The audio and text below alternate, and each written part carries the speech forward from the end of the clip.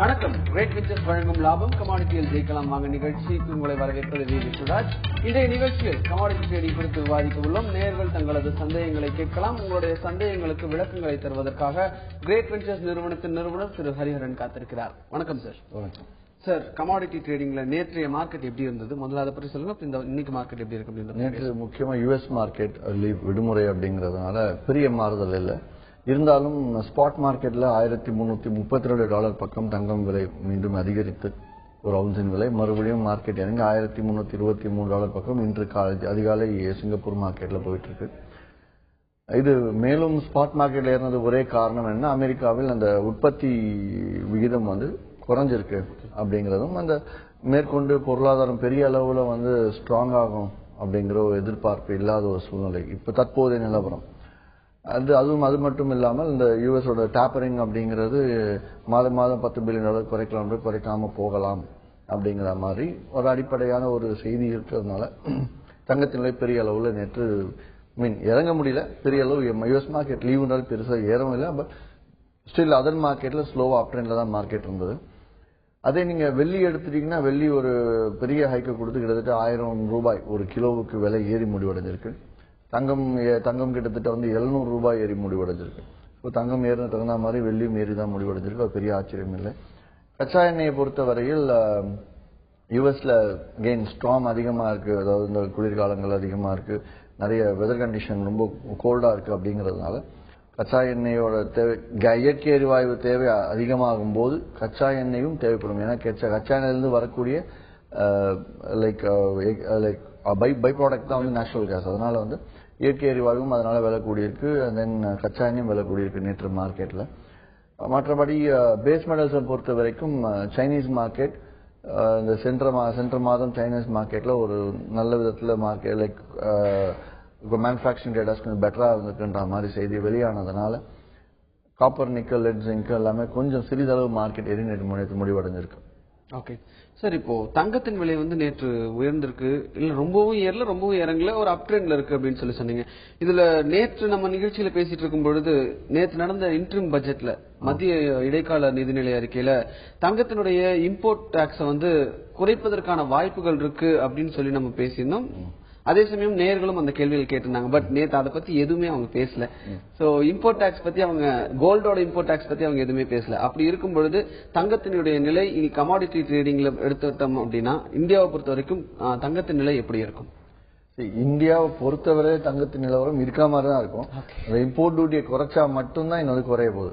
2% நேற்று குறைச்சிருந்தாங்க. இன்னைக்கு 2% நேற்று லைவா மார்க்கெட்ல குறைஞ்சிருக்கலாம். அது இப்போதைக்கு குறைக்கிற மாதிரி இல்லைங்கிறது தான். பட் பட்ஜெட் போது அது குறைக்கணும்ன்ற அவசியம் கிடையாது. எப்போ வேணாலும் திடீர்னு அது ஒரு அமெண்ட்மெண்ட் பாஸ் பண்ணி ஸ்டாப் பண்ணலாம். ஸோ அது any time it can happen. Okay sir. இப்போ செமினாரை பொறுத்த வரைக்கும் நீங்க லாஸ்ட் சாட்டர்டே சென்னையில் ஒரு செமினார் நடத்திருந்தீங்க. அதாவது முதலீட்டாளர்கள் எப்படி இதுல ட்ரேடிங் பண்ணணும், அதுல கவனிக்க வேண்டிய விஷயங்கள் என்னென்ன, அதை எப்படி பண்ணணும் அப்படிங்கறத பத்தி எல்லாம் ஒரு செமினார் எடுத்தீங்க. நீ அடுத்த செமினார் எங்க நடக்குது, எப்போ பிளான் பண்ணிருக்கீங்க? வரும் இந்த வாரம் சனிக்கிழமை மாலை ஈரோட்டில் கிட்டத்தட்ட ஒரு வருட காலம் மேல ஆச்சுன்னு நினைக்கிறேன். 1.5 வருடம் பக்கமாச்சு.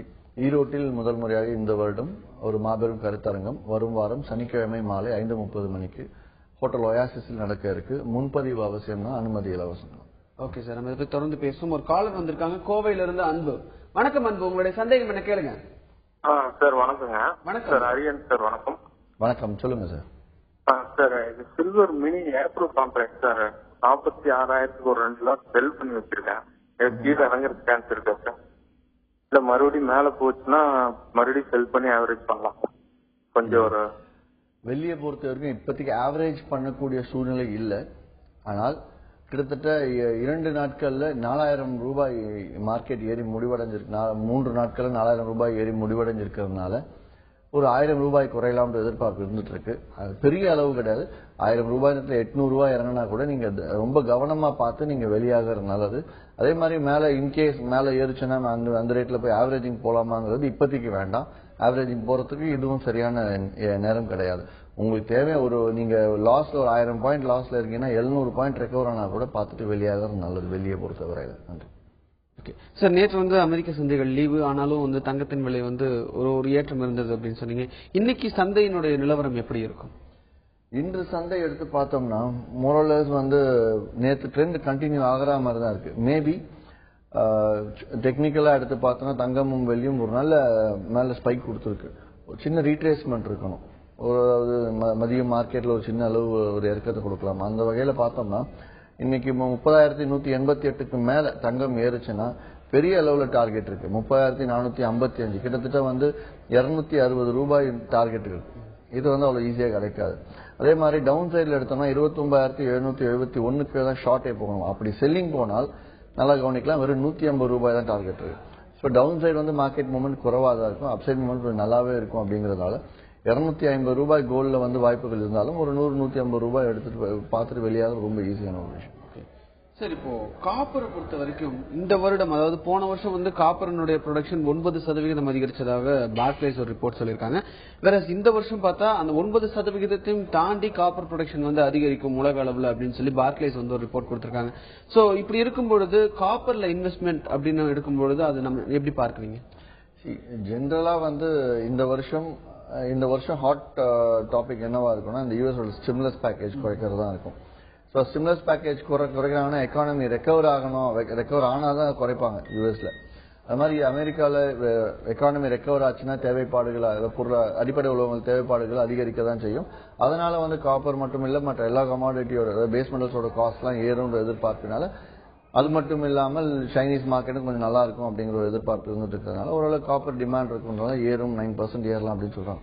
ஆனா இதே பார்க்லேஸ் வந்து திருப்பி நாங்க சொன்னதை வித்ட்ரா பண்ணிக்கணும். ஒரு பேசுவோம். அதுக்கு முன்பு ஒரு காலர் வந்திருக்காங்க. கோவையில இருந்து வீரப்பன் கால் பண்ணிருக்காரு. வணக்கம் வீரப்பன், உங்களுடைய சந்தேகம் என்ன கேளுங்க. சார் வணக்கம் சார். வணக்கம், சொல்லுங்க சார். நாங்க சில்வர் மினி வந்து ஏப்ரல் கான்ட்ராக்ட் வந்து 45,600 சேல் பண்ணி வச்சுட்டோம். இப்போ வந்து 3,000 ஒரு வித்தியாசம் வருது கிலோவுக்கு. இப்போ வந்து சில்வர் மினினா கிட்டத்தட்ட 15,000 டிஃபரன்ஸ்ல இருக்கு. அதான் என்ன பண்ணலாம், இப்ப என்ன பண்ணலாம்னு ஐடியா சொல்ல முடியுமா சார்? அதாவது 45,500 நீங்க கிட்டத்தட்ட வெள்ளிக்கிழமை ஷார்ட் போயிருப்பீங்க. நான் நிகழ்ச்சியில நிறைய வாட்டி சொல்லியிருக்கேன், வெள்ளிக்கிழமை மார்க்கெட் முடியறதுக்குள்ள நீங்க அந்த ட்ரேடிங்கை முடிச்சுக்கிறது நல்லது. எப்பவுமே பொதுவா இன்ட்ராடேல முடிக்க சொல்லுவேன். அப்படி தவறினால் அந்த வாரம் முடியறதுக்குள்ள நீங்க என்ன பொசிஷன் வச்சுட்டு இருந்தாலும் வெளியேடுங்க அப்படின்னு சொல்லுவேன். அந்த வகையில் நீங்க கேரி ஃபார்வர்ட் பண்ணதோட பாதிப்பு தான் இது. 3,000 ரூபாய் கிட்டத்தட்ட வந்து மார்க்கெட் 3,000 ரூபாய் பக்கம் மார்க்கெட் ஏறி முடிவடைஞ்சிருக்கு. எனக்கு தெரிஞ்சு ஒரு 1,000-1,500 ரூபாய் இறங்கினால் பெரிய விஷயம். அப்படி வரும்போது நீங்க வெளியாகிறதுனால அதுக்குன்ட்டு மார்க்கெட் இறங்காதான் நீங்க கேட்க வேண்டாம். ஒரு அப் ட்ரெண்ட் போயிட்டு இருக்கு. இன்னும் தங்கம் மேலும் இன்னும் ஒரு ஃபர்தர் ட்ரெண்ட் ஸ்ட்ராங்கா மேல போற மாதிரி இருக்கிறதுனால வெள்ளியும் ஒரு அப் ட்ரெண்டை கொடுத்துட்டு அப்புறமா நீங்க ஏப்ரல் கான்ட்ராக்ட் வரைக்கும் நான் ஹோல்ட் பண்றதுக்கு ரெடி. அதே மாதிரி நான் மார்க்கெட் அகைன்ஸ்டா போனா நான் பணத்தை வைக்கவும் ரெடி அப்படிங்கிற மாதிரி நீங்க சூழ்நிலையில இருந்தா மட்டும் நீங்க அதை செய்யுங்க. இல்லனா ஒரு 1,000 ரூபாய் மார்க்கெட் ரெக்கவர் ஆச்சுன்னா வெளியாகிறது நல்லது. அதை ஹோல்ட் பண்ண வேண்டாம் தான் சொல்லுவேன். நன்றி. ஓகே சார், இந்த காப்பர் ப்ரொடக்ஷன் பத்தி சொல்லிட்டு இருந்தீங்க. ஸோ பாக்கிலேஸ் வந்து இந்த வருடம் இப்போ 9% வந்து இந்த வருடம் தேவைப்பாடுகள் அதிகரிக்கும்னு சொல்லியிருக்காங்க. அதையே வந்து சிம்பிளா அவங்க ஃபர்தரா இன்னும் நியூஸ்ல கொடுத்துருவாங்க, நாங்க சொன்னதை நாங்க வித்ட்ரா பண்ணிக்கிறோம்ன்றோம். இது ரெகுலரா நடக்கிறது. அதாவது என்ன சொல்லுவாங்க, நிறைய ப்ரெடிக்ஷன்ஸ் நிறைய பேர் கொடுக்குற இடத்துல இந்த நிறுவனம் பார்க்லேஸோ இல்ல கோல்ட்மேன் சாக்ஸோ யாரோ இந்த நிறுவனம் தங்கம் இவ்வளவு போகும்னு சொல்லியிருந்தோம், நாங்க வந்து எங்களோட சொன்னதை நாங்க ரிவைஸ் பண்ணி கொஞ்சம் கீழே இறக்கிக்கிறோம். ஓகே, தலைமதிப்பீட்டு நிறுவனங்கள் வந்து இது செய்யறது ஒன்றும் புதுசும் இல்லை. நம்ம ஓரளவுக்கு ஐடியா எடுத்துக்கலாம். கண்டிப்பா 9% ஏறும் நம்பக்கூடாது. ஓரளவுக்கு ஏறும் எதிர்பார்ப்பு இருக்கு. ஒரு 2-3% ஏறலாம் அப்படிங்கிற கணிப்பா 2-3% ஏறும்போது நம்ம லாபம் பார்த்துட்டு வெளியாக நல்லதே தவிர முழுசா 9% எடுக்கணும் தப்பு. ஓகே சார், இன்னைக்கு கோல்ட் அண்ட் சில்வர் லெவல்ஸ் பத்தி சொல்லுங்க சார். கோல்டு ஆல்ரெடி சொல்லிட்டோம். வெள்ளியை பொறுத்தவரையில நேற்று 47,735 முடிவடைஞ்சிருக்கு. சோ தங்கமும் வெள்ளியும் எல்லாருமே வந்து இந்த செல்லிங் போயிட்டு மாற்றுறது நிறைய இருக்கும் இப்ப இந்த ஒரு நாட்கள்ல. இருந்தாலும் கொஞ்சம் ஜாக்கிரதையா லெவல்ஸ் பார்த்து பண்ணுங்க. 47,833க்கு மேல வெள்ளியின் விலை ஏற ஆரம்பிச்சுன்னா பை பண்ணலாம். பெரிய அளவு டார்கெட்ல 48,094 தான். அதற்கு மேல் மார்க்கெட் ஏறினா 48,453 இரண்டாவது டார்கெட். இது டவுன் ட்ரெண்ட் மார்க்கெட்டா 47,393 போகும்போது ஷார்ட்டே போகணும். முதல் டார்கெட் 47,213, இரண்டாவது டார்கெட் எதிர்பார்க்க வேண்டாம் வெள்ளியை பொறுத்தவரை. இன்னும் மேலும் வந்து ஒரு கூர்மையான அளவுகள் வேணும் அப்படின்னா அலுவலகத்துக்கு தொடர்பு கொண்டாங்கன்னா தினைக்கும் 10:15 மணிக்கு ஒரு முக்கிய சிறப்பு அளவுகள் கொடுக்குறோம் கிரேட் வெஞ்சர்ஸ் கிளைண்ட்ஸ்க்காக. அதை ஒரு 3 நாட்கள் நீங்க இலவசமா பெற்று பயன்பெறலாம். முக்கியமாக இந்த மாதிரி மார்க்கெட்ல உங்களுக்கு நிறையவே யூஸ் ஆகும். நன்றி. ஓகே சார், ஒரு காலர் வந்திருக்காரு. அஷ்ரப் கும்பகோணம்ல இருந்து கால் பண்ணிருக்காரு. வணக்கம் அஷ்ரப், உங்களுடைய சந்தேகம் என்ன கேளுங்க. குருடாயில் இன்னைக்கு எப்படி இருக்குன்னு கொஞ்சம் தெரிஞ்சுக்கிருக்கு. குருடாயில் பத்தி ஆயில பொறுத்த வரைக்கும் நேற்று மார்க்கெட் அப் ட்ரெண்ட். இன்னைக்கு வந்து நேற்று 6231 முடிவடைஞ்சிருக்கு. இன்னைக்கு மார்க்கெட் எடுத்துட்டோம்னா 6244க்கு மேல ஏறிச்சுன்னா பை பண்ணுங்க. முதல் டார்கெட் 6255. இரண்டாவது டார்கெட் எதிர்பார்க்க வேண்டாம். இன்னைக்கு கொஞ்சம் பொறுத்திருந்து பண்றது நல்லது. ஏன்னா நேற்று 2 நாள் கண்டினியூ மார்க்கெட் ஏறும், 3 நாள் ஏறுமாங்கிறது நம்ம பொறுத்திருந்து தான் பார்க்கணும். இதே டவுன் ட்ரெண்ட் அப்படின்னா 6221 கீழே ஷார்ட் போனீங்கன்னா முதல் டார்கெட் 6208. சராசரியா ஒரு 1300 ரூபாய் 1000 ரூபாய் ஏர்ன் பண்றதுக்கான வாய்ப்புகள் இன்னைக்கு குரூடாயில் இருக்கு. நீங்க ப்ராஃபிட்டை கூட இன்னும் கொஞ்சம் குறைச்சி 700 ரூபாய் வெளியாகலாம். 2-3 லாட்டா போட்டு 1000-2000 நீங்க தாராளமா பார்க்கலாம். நன்றி. Okay sir. சார், இப்போ கிரேட் வெஞ்சர்ஸ்ல பிரான்சைசி எடுக்கணும் அப்படின்னா அதுக்கு என்ன பண்ணணும், அதை பற்றி சார்? கிரேட் வெஞ்சர்ஸ்ல கிளைகள் எடுக்கணும் அப்படின்னா மினிமம் வந்து ஒரு 300 ஸ்கொயர் ஃபீட் ஆஃபீஸ் இருக்கணும்னு சொல்லுவேன். அண்ட் தென் சில டெபாசிட்ஸ் 30,000 ரீஃபண்டபிள் டெபாசிட், 5,000 நான் ரீஃபண்டபிள் ரெஜிஸ்ட்ரேஷன் ஃபீஸ் அதெல்லாம் இருக்கு.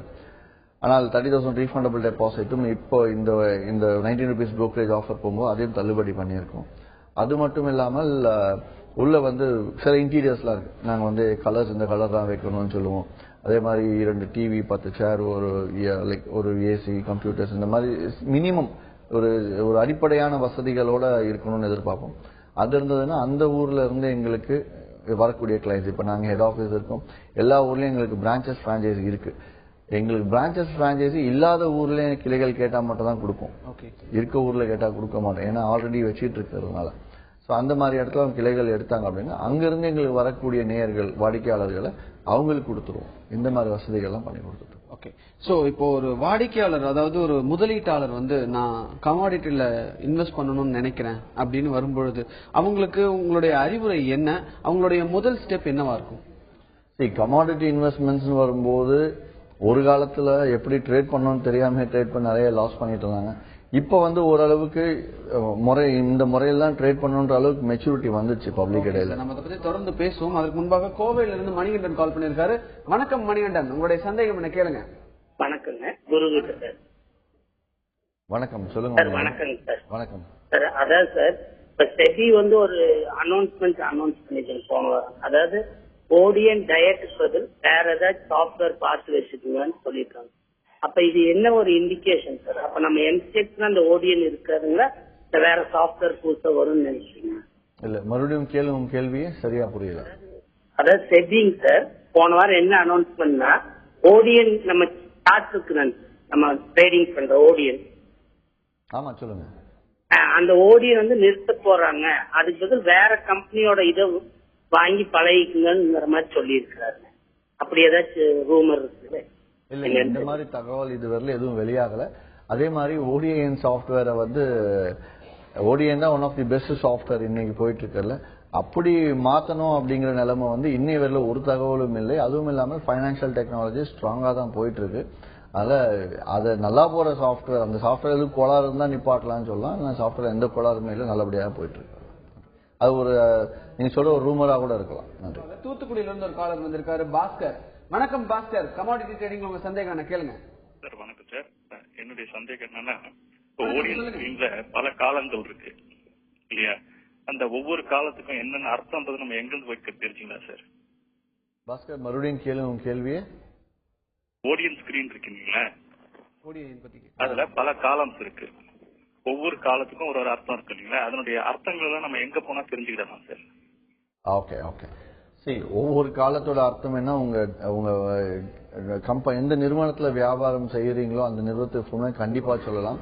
அதுல முக்கியமா நீங்க கவனிக்க வேண்டியது என்ன, buy rate sell, buy price sell price பாப்பீங்க, number of buyers number of sellers பாப்பீங்க, அப்புறம் ஓப்பன் ஹை லோ க்ளோஸ், அதுக்கு அடுத்து ஆவரேஜ் ட்ரேடர் பிரைஸ், எந்த ஆவரேஜா எவ்வளவு ட்ரேடா இருக்கு, எந்த ரேட்ல ட்ரேடா இருக்கு அப்படிங்கறத பார்க்கலாம். அதுக்கப்புறம் டிபிஆர் ஒரு டெய்லி பிரைஸ் ரேஞ்ச், அதாவது மார்க்கெட் இன்னைக்கு இந்த ரேஞ்சுக்குள்ள தான் இருக்கணும், அதுக்கு மேல போச்சுன்னா மார்க்கெட் ஒரு 10 நிமிஷம் 1/4 மணி நேரம் தடை செய்யப்படும், மறுபடியும் ஸ்டார்ட் ஆகும் அப்படிங்கிற அந்த ஒரு கமாடிட்டிக்கு மட்டும். அது மட்டும் இல்லாமல் ஓப்பன் இன்ட்ரெஸ்ட், எவ்வளவு பொசிஷன்ஸ் ஓப்பன்ல இருக்கு அந்த கான்ட்ராக்ட்ல, இதுவரை கான்ட்ராக்ட் ஆரம்பிச்ச காலத்துல இருந்து அப்படிங்கிறது. ஸோ இது இல்லாமல் total buy value, total sale, மொத்தமான வால்யூம் என்ன இன்னைக்கு போயிருக்கு அப்படிங்கறத பார்க்கலாம். நம்பர் ஆஃப் லாட்ஸ், எவ்வளவு லாட் ட்ரேட் இருக்குன்னு பார்க்கலாம். இந்த விஷயங்கள் மட்டும்தான் அதுல முக்கியமா நமக்கு தேவையான விஷயங்கள். அதுக்கு மேற்பட்ட விஷயங்கள் தேவையில்லை. நன்றி. ஓகே சார், இன்னொரு காலர் வந்திருக்காங்க கோவையில இருந்து பெரியசாமி. வணக்கம் பெரியசாமி, உங்களுடைய சந்தேகம் என்ன கேளுங்க. ஹலோ, வணக்கம், சொல்லுங்க சார். வெள்ளியில இப்ப முதலீடு செய்வது பரவாயில்லைங்களா? விலை ஏறுங்க. வெள்ளியில முதலீடு பரவாயில்லையா? பரவாயில்லைங்களா? இப்ப அது விலை ஏறுமாங்க சார்? ரைட். தங்கமும் வெள்ளியும் அடுத்த இந்த வாரம் அடுத்த 2-3 நாட்கள் வந்து தாராளமா ஏறத்துக்கு வாய்ப்புகள் இருக்கு. நடுவில் இறங்கினாலும் மீண்டும் மறுபடியும் இறங்கியிருந்து இருந்துச்சு அதே விலைக்கு ஏறத்துக்கு வாய்ப்பு இருக்கு. So மோரலஸ் it's up trend market. நீங்க பை பண்ணலாம், இறங்கும்போது மறுபடியும் பை பண்ணலாம். ஆனால் முக்கியமாக ஸ்டாப் லாஸ் வச்சுட்டு ட்ரேட் பண்ணுங்க, ஸ்டாப் லாஸ் இல்லாம ட்ரேட் பண்ணாதீங்க எப்பவுமே. ஓகே சார், முதலீட்டாளர்கள், அதாவது கமாடிட்டி ட்ரேடிங்ல வர முதலீட்டாளர்களுக்கு உங்களுடைய அறிவுரை என்ன அப்படின்னு பேசிட்டு இருந்தோம். பொதுவா வந்து இன்வெஸ்ட்மெண்ட்ஸ்க்கு வரும்போது எல்லாரும் ஒரு எதுக்காக வராங்கன்னா ஏதோ ஏர்ன் பண்ணோம் அப்படிங்கிறதுக்காக வராங்க. பட் எவ்வளவு ஏர்ன் பண்ணோம் அப்படிங்கறது அவங்க டிசைட் பண்ணிட்டு வர்றதில்ல.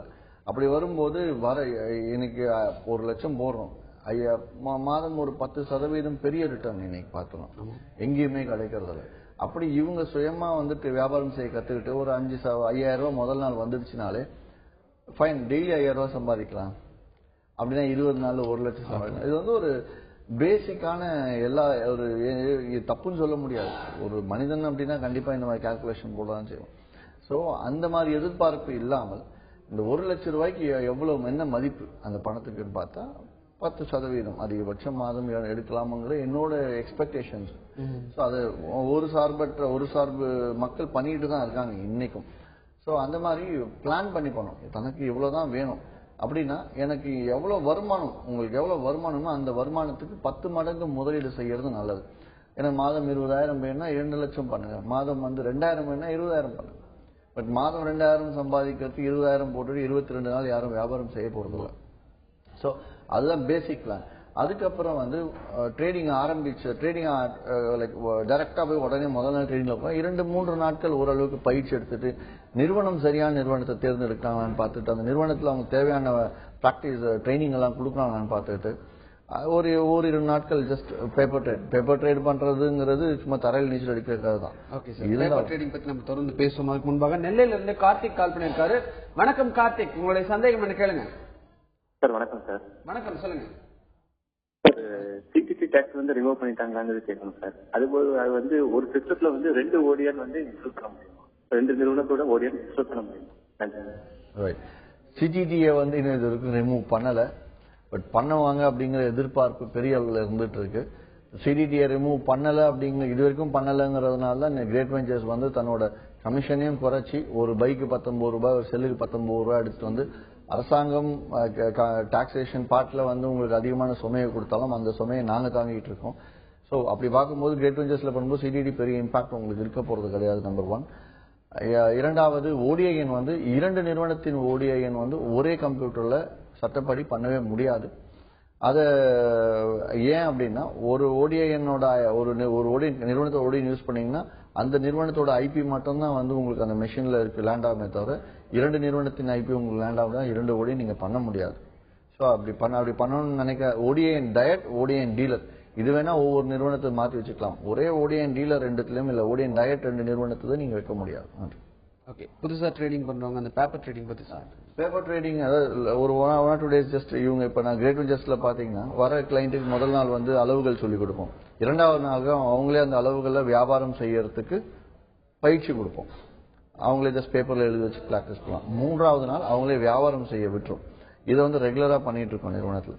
ஸோ இந்த மாதிரி பிராக்டிஸ் பண்ணிக்கிட்டு அளவுகளை பேஸ் பண்ணி ட்ரேட் பண்ணியே ஆகும். கண்மூடித்தனமான வியாபாரம் வேண்டாம் அப்படின்னு சும்மா போய் உட்கார மார்க்கெட் ஏறுற மாதிரி இருக்கா பை பண்ணுவோம், மார்க்கெட் இறங்குற மாதிரி இருக்கா செல் பண்ணுவோம், இல்ல பக்கத்துல இருக்கவங்க பை பண்றாங்க நம்மளும் சேர்ந்து பை பண்ணுவோம், இல்ல அவங்க விற்கிறாங்க நம்மளும் சேர்ந்து விற்போம்.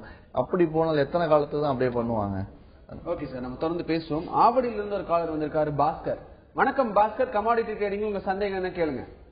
குட் மார்னிங் சார், நான் பாஸ்கர் பேசுறேன் ஆவடியில இருந்து. My question to mister Hariharan. Yes, ரெண்டு கான்ட்ராக்ட். ஹலோ, சொல்லுங்க sir. 2 contract subsequent contract roll over பண்றது எப்படி? ஒரு கான்ட்ராக்ட்ல இருந்து அடுத்த கான்ட்ராக்டுக்கு ரோல் ஓவர் பண்றது ரொம்ப சிம்பிளுங்க. கான்ட்ராக்ட் ரோல் ஓவருங்கிற சும்மா ஸ்டைலா நம்ம சொல்லிக்கிறது தான். பட் பேசிக்கா எடுத்து பாத்தீங்கன்னா ஏன் ரோல் ஓவர் பண்ணுவோம்? ஒன்னு லாபத்துல இருப்போம், இல்ல நஷ்டத்துல இருப்போம். சோ இப்போ ஃபார் எக்ஸாம்பிள் இப்போ வெள்ளி எடுத்தீங்கன்னா கரண்ட் கான்ட்ராக்ட் 47,833 போயிட்டு இருக்கு. அடுத்த கான்ட்ராக்ட் எடுத்து பார்த்தோம்னா 48,700 பக்கம் போயிட்டு இருக்கு. சோ நீங்க இந்த கான்ட்ராக்ட்ல பைல இருக்கீங்க, அப்படியே அடுத்த கான்ட்ராக்ட் மூவ் பண்ணணும் அப்படின்னா லாபத்துல தான் மார்க்கெட் போயிட்டு இருக்கு இப்போதைக்கு. அடுத்த கான்ட்ராக்ட் மூவ் பண்ணா நீங்க 1000 ரூபாய் மேல போய் பிரீமியமா கொடுத்து வாங்குறீங்க அடுத்த கான்ட்ராக்ட்ல. அதே வந்து செல்லிங்ல மாட்டிக்கிட்டு இருக்கீங்க, மார்க்கெட் 1000 ரூபாய், என்ன பண்ணுவீங்கன்னா contract roll over is nothing but இந்த கான்ட்ராக்ட்ல இருக்க தன்னோட பொசிஷன் கையிருப்ப வித்துட்டோ இல்ல வாங்கிட்ட பொசிஷனை கட் பண்ணிட்டு அடுத்த கான்ட்ராக்ட்ல புதிதாக பொசிஷன் எடுக்கிறது தான் வந்து ரோல் ஓவர்னு சொல்லுவாங்க. ஆனால் அதனால என்ன லாபம் அப்படின்னு கேட்டா, ஃபார் எக்ஸாம்பிள் இப்ப 45,500 எல்லாம் ஷார்ட் போயிருக்கீங்க சில்வர்ல, மார்க்கெட் ஏறிட்டே இருக்கு. இந்த மாதம் ஒரு உதாரணத்துக்கு பிப்ரவரி கான்ட்ராக்ட் இல்ல இருந்தாலும் அந்த கான்ட்ராக்ட் முடிஞ்சு போன அடுத்த கான்ட்ராக்ட் ஓபன் ஆகுது. அடுத்த கான்ட்ராக்ட் ரன் ஆகும்போது நீங்க இந்த கான்ட்ராக்ட் முடியறதுக்குள்ள உங்க பொசிஷனை கட் பண்ணிட்டு அடுத்த கான்ட்ராக்ட்ல போயிட்டு நீங்க அந்த செல்லிங் போவீங்க. சோ இந்த கான்ட்ராக்ட்ல நீங்க நஷ்டம் அப்படிங்கறது நீங்க புக் பண்ணிக்கிறீங்க. ஆனா அடுத்த கான்ட்ராக்ட் 1000 ரூபாய் மேல போயிட்டு நீங்க ஷார்ட் போறீங்க. சோ தட் 45,500 நீங்க போயிருந்த ஷார்ட் இப்ப 46,500 ஆயிடுது, 1000 ரூபாய் மேல போய் பண்றதுனால. சோ இத்தனை இதுல வந்து லாபமும் வரலாம், நஷ்டமும் வரலாம். லாபம் எடுக்கிறவங்க ரோல் ஓவர் பண்றதும் பழக்கம், நஷ்டம் பண்றவங்க வந்து ரோல் ஓவர், அதாவது செல் போயிருக்கவங்களும் whatever it is roll over பண்ணி நஷ்டமாகறவங்களும் உண்டு.